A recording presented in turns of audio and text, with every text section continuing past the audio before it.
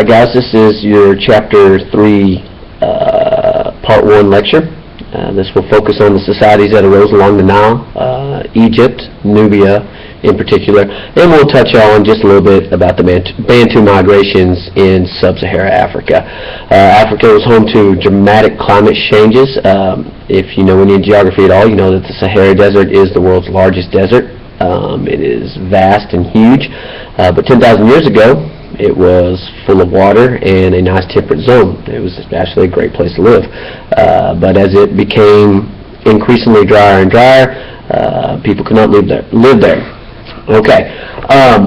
The Nile itself was seen as a gift of the gods. The Nile is a very special river. It's the world's longest river. But more importantly than that, the Nile floods are very predictable. The Nile always floods at the same time every year, so the people know when to plant their crops and when to not plant their crops. Whereas other rivers like the Yellow River, Mississippi River, much less predictable. They could flood at any given moment. So the Nile very much was seen as a gift of the gods. Another special thing about the Nile River is that the Nile River actually runs from the south to the north. So a region of Egypt known as Upper Egypt is actually in the south because it's got a higher elevation. So the river currents run south to north, but the predominant winds blow north to south. So that made trade very easy, because if you wanted to trade from the north to the south, well, you threw up a sail and let the winds take you against the current. If you wanted to trade south to north, then you put down your sail and you just let the river currents take you. This was a huge advantage, and one that the Egyptians definitely took advantage of. Domestication of crops, this cultivation of crops, was most likely introduced to the Egyptians by the Sedanic peoples that had come before them. The Egyptians did not actually come up with cultivation of crops on their own. They borrowed these ideas from the Sedanic peoples. Because of the huge populations that agriculture lends itself to, of course, Egypt and Nubia and these other areas had to find a way to socially organize all their people. Egypt is also very different. It didn't have all the cities that existed in Mesopotamia. They tended to be all along the Nile River, which is over 4,000 miles long. Just village after village after village, down the road, down the river, village. They didn't have nearly as many cities. So a little bit difference between them and Mesopotamia. Early Egypt was divided in two parts, Upper and Lower Egypt. But around 3100 BCE, these two regions were united by a man named Menes. Menes is also known by the name of Narmer, the Scorpion King. He actually conquered both areas and unified them, placing the new Egyptian capital at a city called Memphis.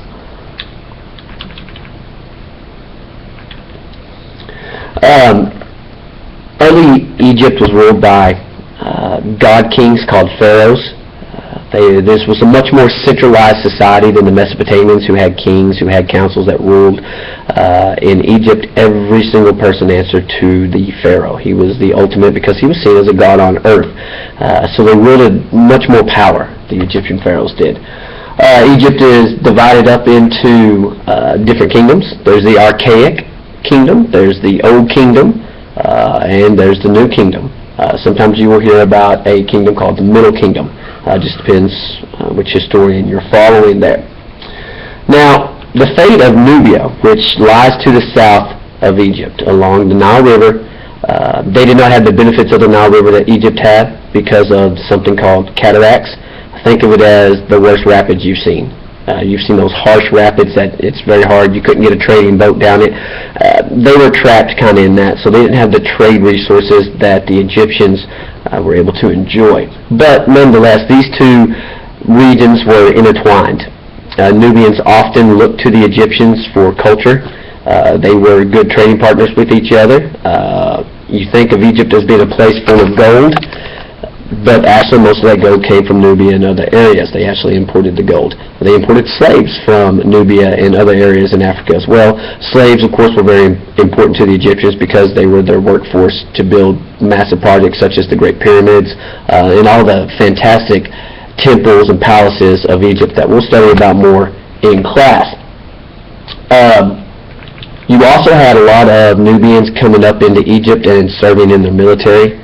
These mercenaries would go up, be hired by the Egyptian military, and then they would marry Egyptian women and assimilate into Egyptian society. So, sort of like America and Mexico, in that Mexicans, are wanting to come up into America, and they marry sometimes local women and assimilate into society. It's similar to that. Okay, pharaohs of the Old Kingdom were incredibly powerful, but they're going to be done in by a people that they called the Hyksos. That was not necessarily the name of these invading peoples, but that's what the Egyptians called them, the Hyksos. They were chariot people. The Egyptians, at the time, they only had wooden weapons. They didn't have the wheel. They didn't have the horse. They were in an extreme military disadvantage. Early on, the desert protected them. People couldn't cross the desert, but with the advent of horses and camels and chariots and stuff, all of a sudden Egypt really didn't have any natural barriers. And so the Hyksos came in with their metal weapons and their chariots and really just took it to the Egyptians. The Hyksos ruled for about 100 years after the Middle Kingdom, but the Egyptians rebelled against them and eventually overthrew them, and they of course adopted the chariot and the horses and the metallurgy of the Hyksos, which makes the Egyptians more powerful. And this starts the beginning of the New Kingdom, which is the last of the kingdoms of the Egyptians. Egypt, it's in this period of the New Kingdom that Egypt actually becomes an imperial power, where they actually start trying to branch out and conquer peoples and rule over areas of people that aren't actually Egyptians. For about 500 years, so twice as long as the United States has been around, they were an imperial power in this region. They will eventually be taken over by the Assyrians. And after that, really Egypt's society falls into a bit of decline there. Now, as far as social classes go, both Nubia and Egypt were, without a doubt, patriarchal societies, meaning that they were male-dominated. But you will see that there were a few more opportunities for women in Egypt than there were in some of these other societies that we've talked about, such as Mesopotamia and China, and some of the others that we'll talk about. Let's see here. Nubian cities were not as well known. You probably never heard of Nubia, but you've heard of Egypt. Egypt gets a lot of the glory. Nubian cities, Meroe, Kush, these are two of the main cities of Nubia. While they weren't as well known, still very powerful, very well off. Now, both Egyptians and Nubians had well-defined social classes.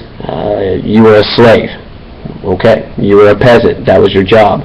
Maybe you were in the priest class or the artisan class where you created pottery or something along those ideas. It goes back to the specialized labor that comes along with agriculture. It allows some people to specialize in agriculture and other people to do something very differently. Now, one difference is that between Egypt and Mesopotamia. In Mesopotamia, if you were born a slave, you're going to be a slave. If you were born a peasant, you're going to die a peasant. If you were born wealthy, kudos to you, you got a good life. In Egypt didn't have very many nobles. It was the king. He was centralized, or the pharaoh. He was centralized power. He didn't have a big need for nobles. What he did have was a bureaucracy. He had administrators.